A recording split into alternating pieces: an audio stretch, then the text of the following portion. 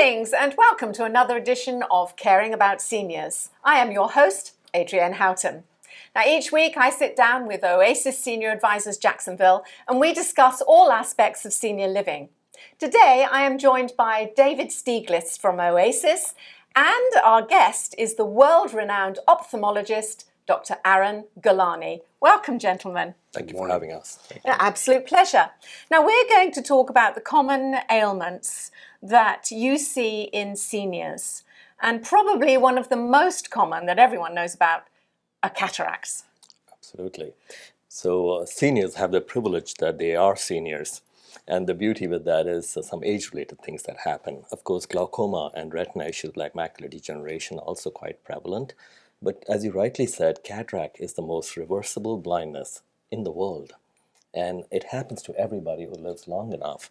And it's very important to quell some myths about this condition and make sure every senior has the right to see the best they can and really enjoy their life that they've lived up to and cared for so many people until they got to this age, right? Yes. Now you actually have the first ever cataract spa. Tell me about that. How did that come about? As you know me, I'm never satisfied with the status quo. So I've always liked to innovate and make things better for patients. So in a world where patients are being hurtled around like numbers in a mill, if you may, I wanted to make it the other way around with my passion. So I made it slow and built the world's only cataract surgery spa where you don't take drugs, and there's no injections, no pain, no needles, no stitches, and you don't come in on a stretcher. You actually walk out surgeries within minutes using the most advanced technologies in the world. And I want every patient to enjoy that personalized care and experience, not just surgery, an experience that they've been waiting for. So that's what resulted in my creating this spa in our institute. I mean, it's not often, Dave, is it, that we hear about a situation where it's medically related and you feel as though you're going into a sort of luxurious hotel as opposed to something dire. Spa and surgery are just not words that are generally in the same sentence. And very important, it's not even about luxury. Yes, there is so much luxury in what I love to do, but it's about personalized care that is missing in medicine. Patients have to understand that getting a run around as 20 people heading into cataract surgery in a mill where doctors are rushing in and out is not the experience that they live for. No. Caring by the surgeon throughout your life, before, during, after surgery, in a beautiful ambience with all the high regulations and safety and the most advanced technology, that's what you deserve. That's awesome. Well, that's what you want, isn't it? I mean, now I just sort of want to go in and have surgery. I mean, because you make it sound so good. But is it true that you have to wait until the cataract is ripe? No, that's a complete myth. And here is this topic of wait till the cataract's ripe or big enough and you're blind enough is actually an insurance-related criteria. That you have to be blind to a certain level, impact your life to a certain level for the insurance to help you. It is not a medical criteria. Think about it. Your hip is hurting and someone says, you know what, it's okay. Just let us know when it breaks. Till then, just use a different crutch and adjust your life accordingly. That's what every senior has been doing. They're falling off their own homes, right? They have fractures, etc. because of poor vision, stigmatisms, and associated vision issues. So no, you don't have to wait. According to me, I've been teaching all over the world, 58 and above is the age for cataract surgery. As we live long enough, our natural lens, which is crystal clear, becomes cloudy, like the graying of our hair. Now, you can't read, you need more light for things. That itself is an indication your lens is cloudy. It doesn't have to be blind enough. And then you can see perfect and enjoy the rest of your life. Be free. Yes. So is that the first sign that you're developing cataracts? Is that night vision is usually first. You're a little less confident at night driving, you can't see things in a restaurant, you need more light going in, your reading is affected, and then overall, also many cataract patients are nearsighted or farsighted, right? Or they have astigmatism and reading vision, of course, after 45. So all of these factors can be corrected. Why wait? All of them can be corrected. Again, it's medicine. What you say is, yes, the attempt should be to fix everything and make it perfect. Cataract surgery, I say, should be a direction for a surgeon to give patients the best vision they can for the rest of their life, best and rest. So what are the most recent advances in cataract surgery? Tremendous leaps in cataract surgery. First of all, diagnostics. Like we brought into the country some very advanced diagnostics. You can now see the eye in 3D. You can use artificial intelligence, and I can see not only the cataract, but the type of cataract that decides the technique. Then you decide, do you have associated refractive errors, meaning glasses, nearsighted, farsighted, astigmatism, reading vision affected, night vision affected. Then also, if you had previous LASIK or RK radial keratotomy surgery, all of those now can be diagnosed into a pattern for a custom surgery. Then during surgery, there are such technologies and lens implants that can help you see at most instance without glasses forever. Following that is another advance that we've been bringing into the world is patients who've had cataract surgery and had a bad outcome or side effects can be corrected. And you can correct it. Absolutely. So they're not stuck with that bad choice they made. It can be fixed. So say a 60-something-year-old man comes into your surgery and he has glasses, he's having trouble seeing, there's all these things. Can he walk out of there without having to wear a pair of glasses again? Yes, and that's the aim. Again, it's medicine. Yes, you try 100% of the time and you can have a severe success record like we do. But my point is, that's the whole point about what I love, right? Custom designing, whether it's my fashion or... You cannot just wear a suit based on your height and waist, because that's what society has conducted throughout these centuries. Walk into a store, 34 regular, pick up the suit, you look great. Wrong. Have someone measure you down to the ankle, make sure it's properly accessorized, maximize your vision. It's the biggest sense you have, the most precious sense we have. So is surgery age limited? No. I've done 100-year-old. I've done even beyond that. My point being, as long as somebody has mental capacity, vision is a brain thing, right? And has life in front of them, why not fight for every drop they have? You've used the word forever a couple times. Yes. Is cataract surgery a one-time thing, or can they redevelop? It is. Now, there is a bag we talk about, but cataract basically is a lens that went cloudy. Okay. Hence, you remove that and put an artificial lens in. Okay. The advances are that artificial lens can also have prescriptions in it that can fix your vision. Okay. So yes, So it's that's forever. different than LASIK. Oh, absolutely. LASIK is on the front of the eye, on the cornea, right? This is on the lens. So think about it. If someone's having LASIK, but they're over 55, 60, 56 years of age and the lens is cloudy, you're doing a disservice by doing the only surgery you know. Yes. You need to then go to the lens. So you should be a fool that we'll come to. I like a surgeon to be a master chef. You can't just give people options of burger, hot dog, or taco. What would you like today? Wrong. Doctor, can you please design the best surgery for me? I want freedom. So you want a burger, taco, hot dog? No, you want to build a recipe for that patient. Let's talk in a cooking concept, if you may. Okay. If someone's a diabetic, you don't give them a sugar cake or that's all you know. You modify the recipe and yet make it amazing. That's also important. Can't give them garbage. Make it amazing, but custom tailor it to that patient. So don't fall for menu cards of platinum, gold, and garbage package. Hey, doc, I want something that's designed for me. Can you please sit down? Explain in English to me. What am I having? Right. You also mentioned that insurance wants you to wait until that cataract has you to a certain degree of blindness. So is Medicare covering this at the early stages, or is it not? No, again, the criteria has to be matched, right? But that's an insurance question. Right. This is a very important topic, maybe for some other time, a longer topic. Insurance doesn't decide your lifestyle. Right. You have decided to follow it. So though insurance is important, money is important, yeah, absolutely. And seniors, of course, may have a difficult because of lack of income ongoing. But the mindset has to be, this is my vision. You know, you're going for dental implants, paying thousands of dollars. No insurance covers that. Here's the secret no one knows. You can live without all teeth. You cannot live without vision. It's depression and death, as fast as that. So this concept is missing in the world. Patients are waiting till they're blind enough, falling off their own stairs.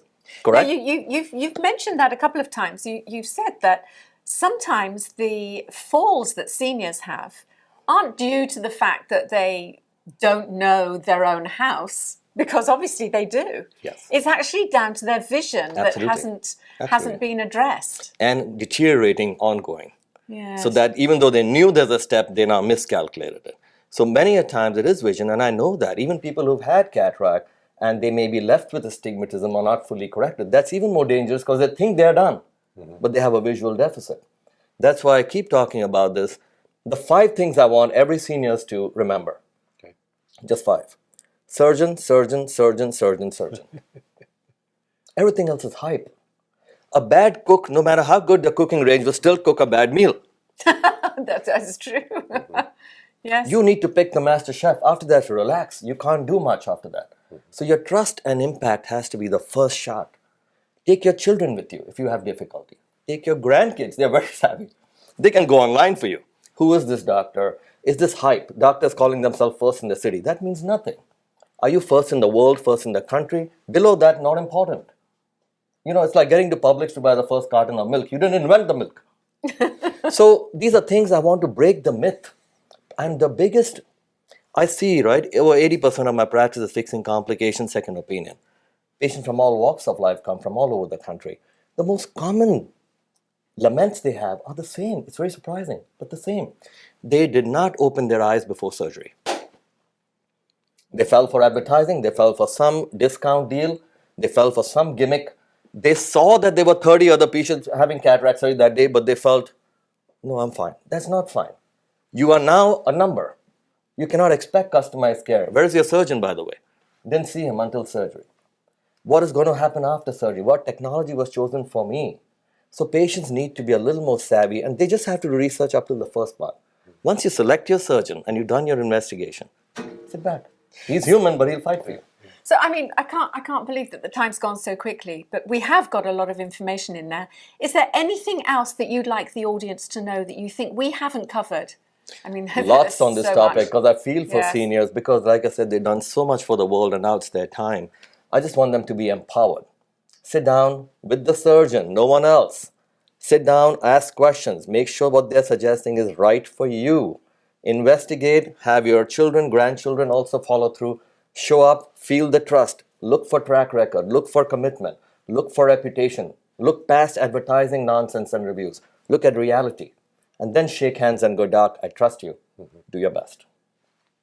Dr. Gulani, it's always a pleasure to have you here. It really is. And thank you for doing everything that you do for our seniors. Great seeing you again, as always. And don't forget, if there's any more information that you'd like to know about Dr. Gulani, you can find it at www.gulanivision.com or iwannabuzz.com.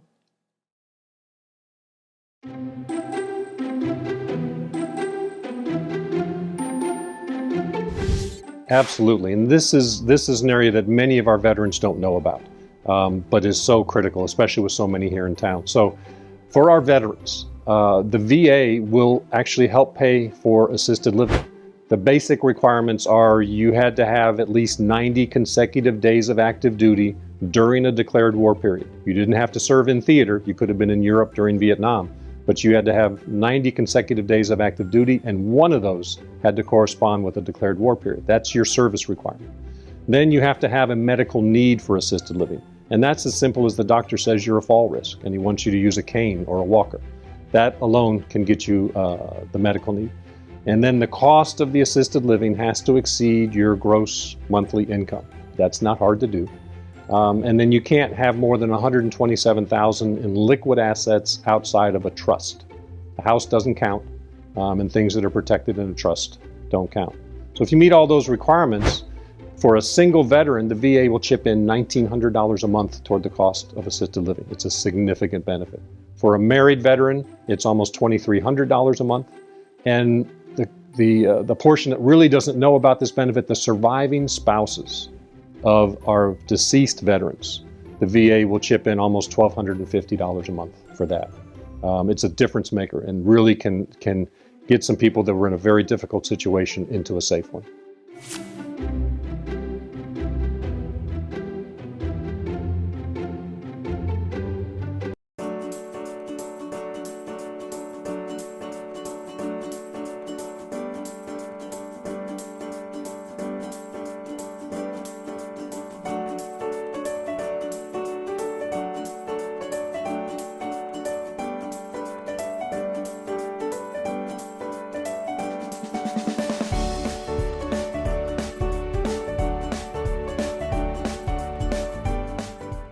Greetings and welcome to another edition of Caring About Seniors. I am your host, Adrienne Houghton. And each week I sit down with Oasis Senior Advisors Jacksonville and we discuss all aspects of senior living. Today joining me from Oasis is Elle Begocious and our guest is Grace De La Rosa from Living with Grace. Good morning. Hi, good morning. Morning. How is everybody? Everybody's doing good. Wonderful. Grace, we're going to talk about your work. You are a mindfulness coach. Yes. You are a meditation facilitator. Yes. And you are an advocate for holistic well-care and mental health. That's right. All of those things, I'm sure, are really necessary with seniors. Without a doubt. Yes. So before we go any further, is there a situation where seniors actually need the meditation, let's say the meditation predominantly, at a time when they wouldn't have needed it, say, 10 years earlier? Yes. As we continue to age, we all know the brain ages. So one of the things that we can use to prevent any more damage to the brain is meditation. It's just like working out. When we work out, it's not in the working out itself that we start growth in the muscles. It's when we rest, right? When we rest and the body repairs itself, that's when the growth occurs. And the same thing happens in the brain. So meditation, even though people think it's, oh, I don't have time for that. Well, you have time to work out, right? Right. What about the brain? Let it rest. It's no different than, shutting down your computer or turning off your phone for it to recharge. Are there varied techniques, or is there just one way to meditate? There's all types of ways to Really? meditate. Something that can fit for most everybody. And I have to say right off the bat, just to be transparent, meditation isn't for everybody. They're only ready when they're ready. And so if they can't today, maybe they can try it for 1 second even, and continue to increase the time of the meditative state. It's really good, not only for the brain, but for the heart. Calms you down. Your blood pressure goes down. You're a lot kinder to people around you, Just the way you're talking, I'm thinking, oh, I think I'm actually starting to meditate now. And yet it's something that I find incredibly difficult because my mind's always racing. I'm always on the go. People say to me, come and do yoga, but I can't do yoga because I can't. I'm thinking, oh, I need to go and get chicken for dinner or something like that. So is it something that you have to learn? You practice just like you practice brushing your teeth when you were little. Right? Something that simple. You take it slowly. And a little bit today is better than nothing at all. So even if it's, 2 minutes, try that. Even with music. Eventually what you want to do is have no sound and sit in silence. Yes, it's very scary. So we lead you that way. It's like taking a young child, and starting them off at the shallow end of the pool. And you know how you always say, come closer, come closer. It's the same kind of thing. You wait and wait and wait, and then you realize, oh my gosh, I made it to mom and dad. Mom and dad, safe arms. Hence all right. the guided Yes. meditation facilitator. I mean, I think that's wonderful. Yes. So let's talk about mental health, because I think there's a number of things that are triggered with seniors, and I'm sure, Al, you've seen a lot of this, that you could suddenly go into a spiral with a spouse dying or through financial problems. What sort of factors do you see that come into play with seniors and mental health? Seniors, depression, especially when physical stuff starts changing. So many of us are active, and then to go from active to sedentary because of a issue. Al mentioned earlier about a horrific sounding incident where his ligaments tore basically, and had to be, rebuilt by what? Recovery and rest. It's the not doing is the doing. And one of the things I've learned with seniors is, we all think about, substance use disorder causes depression, and it does. The more you use that stuff, the more depressed one gets. So even that midnight nightcap, kind of thing, it works for just a few seconds, and then as it seeps in, it can have some really depressive states for the person drinking. So, what are the solutions? Well, what I was going to say, when that happens, a lot of times they'll get sloppy in their movements and they'll fall. A lot of times the elderly will fall and die from complications from that fall before the diseases themselves, you know. And when we're talking about 65% of the population of the elder, that's a lot. I got that from NIDA, you know, National Institute of Drug Addiction, and that scares me. Last night I went to my mother and father's for to celebrate my mother's 83rd birthday, and it was sad because I saw she lost a moment of time and didn't remember my sister, and there was this emptiness in her face that just ripped my heart. Yeah, I'm sure it must be difficult. What do you think it is that resonates with you about working with seniors? Just trying to keep them as happy and active as possible. When they stay active, when they have a purpose, they have a reason to wake up in the morning. Yeah. You know, and to remember that being a senior is a gift. It really is. With everything that we go through, it is a gift and a privilege to be able to see this next time in my life. Yes. You know, and if we could do things better for the future, even though I'm all about now. Yeah. Now is doing the next right thing so the next breath I take will be even better. That's our tomorrow, but tomorrow never comes because it's always today. If I could just say one thing, going back to your meditation, what meditation does, it really connects the mind and the body. And the disconnect is what causes the falls. So the meditation gives the senior that preparatory stance of, what if I do this? What if I do that? What if I bend down too low? They get connected to their brain and their body so they don't have to have that fall. I'm glad you brought that up. Now we're really going into spirituality, which is really all what I'm about. Living with Grace is about spirituality, but people tend to get afraid of that word when all it is just really connecting with who you're meant to be, and connecting, if you believe in a higher power, keeping that channel open so that you can be a vessel of that goodness and light, you know? And to me, that is the foundation of being human. If we remember where we are meant to be, and logic and intellect don't work in spiritual realm, you know? What works there is the heart. If you follow your heart, you know, and we didn't have any people that thought negative of that, our world would be so much better today. Our businesses would be so much better. You know, we've just been so focused on the dollar sign that we've forgotten why we're doing what we're doing. Do you think there are some simple techniques that the viewers may be able to help themselves with that you can give? Yes. Could I give you like a quick demonstration yes, of it? absolutely. Okay, so here's what I'll do. Usually I'll have some music because a lot of times it unnerves people that are not used to silence.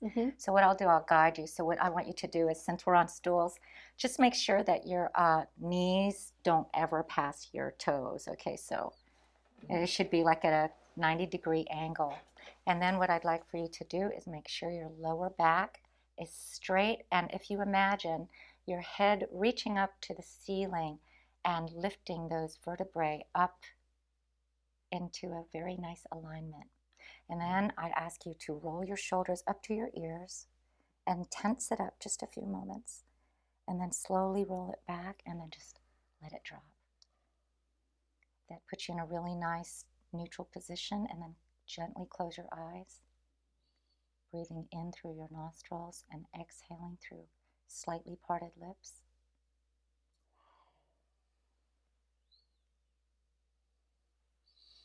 And then just listening to my voice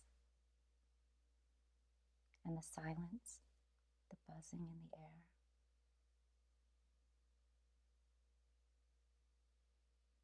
Now what I'd like for you to do, since this is TV, just slowly open your eyes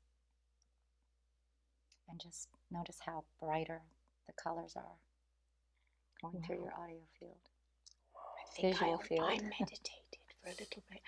even for a second. Just for a second there, I was almost zen. I had to make it really short, but it just gives you a flavor of what can happen through Yeah. the Yeah, that was meditation. monumental. I mean, just the fact of straighten yourself out. Yes, you can breathe better already. Yep. That's one of the biggest problems, I think, with seniors, is that they tend to, as they get older, they tend to hunch and curl. Yep. And just by standing up, pulling back, and sort of engaging your core, That's right. Yes. really helps a lot with, brain function and all It's manner of different things. Certainly does. And Yes. that alone is exercise 101 for the person that's having a hard time even sitting up. Right. That's exercise. Yeah. It's exactly. a beautiful thing, very easy. It doesn't have to be, running 10 miles to No. get exercise. No. Just that. Especially Great. for somebody who's sedentary, right? Yes. Yes. Grace, thank you. I mean, I'm sure that has been really useful for a lot of people that'll be watching this. And thank you for all you do with the seniors. Oh, thank you so it's- much. I think it's so necessary, and we're not a forgotten group, but we are a large group that seems to be getting larger. Absolutely. And we need to make more of a force here to make sure that we're all looked after. And You know we're what all I'd like to see caring. is a more holistic care for, like, with the neurologists Yes. and maybe some of the social workers, coming together and doing this, how each one of us has our specialty. Yeah. And if we came together and worked on just one individual, how beautiful that Yes. dynamic Yes. would be, Yeah. Thank you very much. Thank you it's so a much, pleasure to see you Adrienne. again. It's always a pleasure to see you, Mr. Vigocious. Thank you, Al. And don't forget, if you'd like to know any more information about anything that you see here on Caring About Seniors, you can also find it on iwantabuzz.com.